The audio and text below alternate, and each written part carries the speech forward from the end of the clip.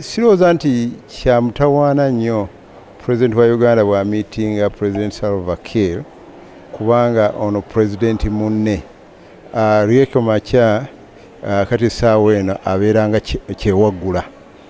Bw'abeera kyewaggula tasobola President wa Uganda singa gw'abadde amiitinze walibadde wabeerawo obuzibu obw'enjawulo, naye mu ssaawa eno kaakati oli yamumiitinze nga President w'eggwanga alina obuyinza mu ggwanga eryo okubaako byakola okusobola okuzzaawo emirembe mu ggwanga eryo. Yes, muwagire ky'okumumiitinga ne Riek naye bw'anaaba asabye amumiitinge naye amumiitinge kubanga ekintu kino Uganda oba President Museveni tosobola kimugyamu kubanga wakati wonange abantu bano bamukkiririzaamu bamwesiga ate abaddewo ku lwabwe.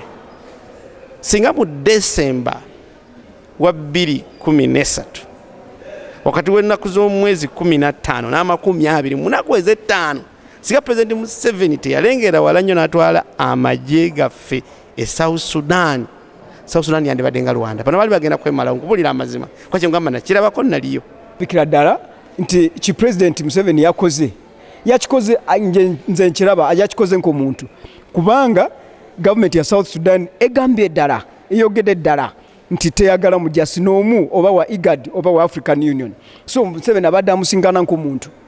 Bannayuganda bangi abali Southern Sudan abakolerayo business kati Salva Kiir nga bwakyali president wa South Sudan kiba kirungi okusinkana president waffe n'amubuuza embeera eri Southern Sudan nekyasobola kumuyambako kubanga bannayuganda bakolera business bafiirwa nnyo ebintu byabwe ate balinayo ne ssente nnyingi, so ndowooza kiba kirungi okumanya embeera eriyo n'asinkana president wa Southern Sudan. This is Kingdom TV.